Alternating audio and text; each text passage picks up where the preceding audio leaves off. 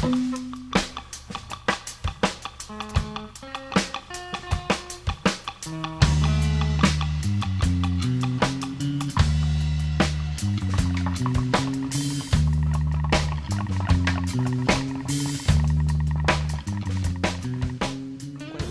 freedom. If you listen to their records, you'll see why they needed it. It's quite an inventory of styles that they go through on any given recording. They released an EP back in '86 called Come On Pilgrim. That was followed up in 1988 by their first LP called Surfer Rosa. This year's release is called Doolittle. It's their second full-length LP. The band consists of a gentleman named Black Francis, whose name is really Charles Thompson. Go figure it. He and Joey Santiago were college buddies in Boston. They formed the band together and then put out advertisements to find the rest of the members. Well, bassist Kim Deal answered an ad that asked for somebody to play in a Husker Du, Peter, Paul and Mary type group. She was amused, arrived with no bass, was the only applicant, and got the job. Her friend David Lovering was brought in to be the drummer. The Pixies, our feature on this week's Inner Limits. I get the sense that the songs are like experiments that you perform one at a time when you're putting them together. Is that an accurate way of looking at it? That's a pretty good way.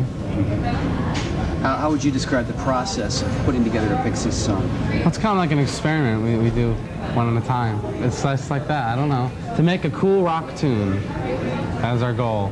And we live for only that song when we're making that song, and you know, we try to make it good. That's what it sounds like. It doesn't sound like you're intentionally trying to create a bunch of songs that have this particular style to them. No, I appreciate bands that have they're very stylistic and remain in their particular corner of sound or persona or image. I like that, but we're just not real good at that. Better just think about a one little 2-minute experience and try to make it good. What type of experiments do you do?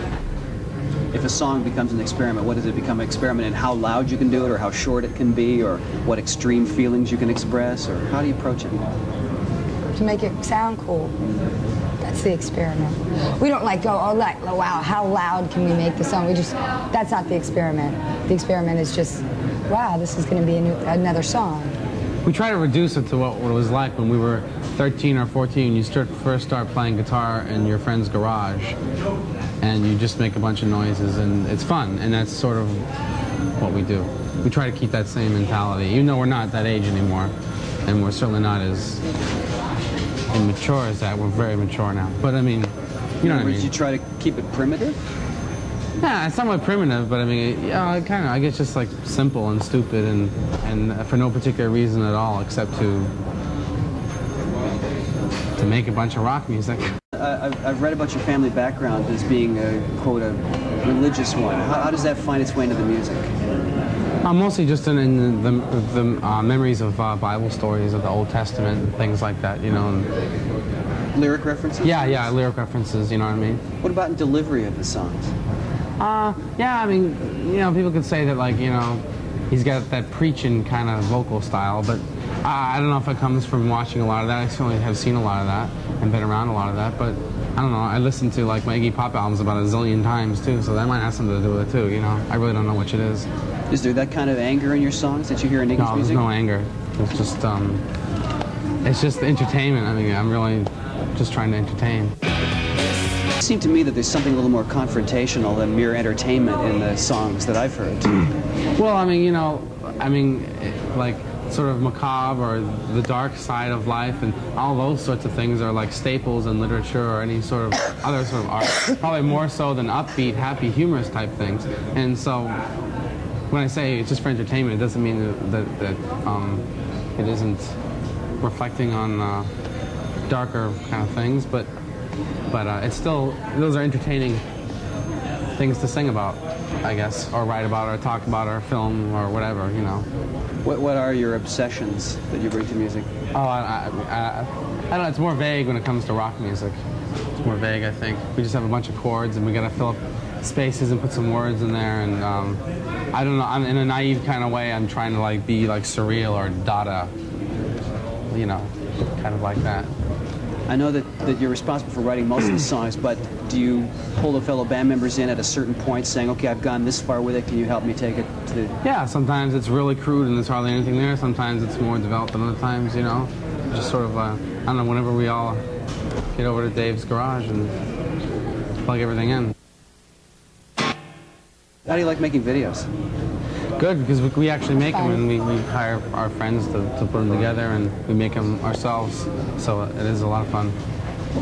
We have small budgets, and do you treat it as, I'm just running into so many bands these days who tell me that they hate making videos, that it's a complete burden, and I'm wondering, do you treat it as a challenge that goes along with the challenge of making music? yeah, it is a challenge because even though it's a promotional thing like an advertisement, I think most people that make videos, they don't have any respect for the song because they're treating it as a promotional thing and not as this is a song and that's the source document for this, just like a book or something else. You're not like showing a snippet of a song, you're playing the whole song and you're experiencing the whole audio thing of this is their whole song that you're hearing, and they forget about that. And then also, as far as filmmaking or TV hobbyists, I think it doesn't have a lot of respect for that. It's not cool enough. All them budgets and all them cameras, and they can't come up with anything better than that. I just think it's really... No, you go. Well, You go ahead, David. we got flowers. How much? We got a lot of $500 flowers. worth of flowers. Had a little set with the cloud backdrop, some curtains on the side, littered the flowers all over everything. And we shot the video. And we did it all in a day. And if you watch the video, you'll notice the flowers will die through the course of the video. Yeah, So, it's as good. they went along. Little hint there. But we did the video, we're doing the editing and putting it all together, and it was just boring as hell. Just terrible. So we were a little like off our rockers and we're fooling around with the video effects and made the head stretch, and it just seemed so funny that was the video. It made it less boring. Many great things come out of boredom, I think.